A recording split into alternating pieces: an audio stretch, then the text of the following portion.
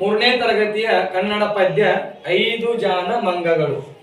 5 ಜಾನ ಮಂಗಗಳು ಮರದ ಮೇಲೆ ಇದ್ದವು, ಮೇಲೆ ಹಾರಿ ಹಾಡಿ ಹಾಡಿ ಕುಣಿಯುತ್ತಿದ್ದವು. ಮಂಗ ಒಂದು ಮಂಗವನು ದೂಡಿ ಬಿಟ್ಟಿತು, ಮರದ ಮೇಲಿನಿಂದ ಮಂಗ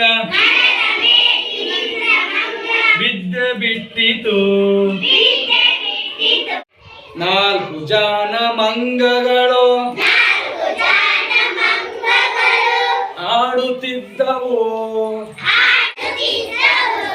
ಒಂದು ಮಂಗ ಹಾರಿ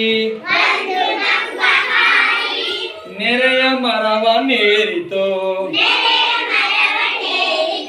3 ಜಾನ ಮಂಗಗಳು ಕುಣಿಯುತ್ತಿದ್ದವು, ಅದರಲ್ಲೊಂದು ಮಂಗವು ಮನೆಯ ಮೇಲೆ ಹಾರಿತು. ಅದರಲ್ಲೊಂದು ಮಂಗವು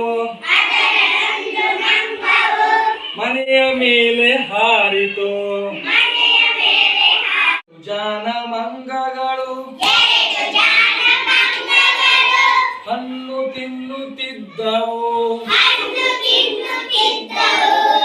ಅದರಲ್ಲೊಂದು ಮಂಗವು ಓಡಿ ಹೋಯಿತು. 1 ಜಾನ ಮಂಗವು ತನ್ನ ಬಳಗವನ್ನು ಹುಡುಕುತ್ತಿದ್ದದು,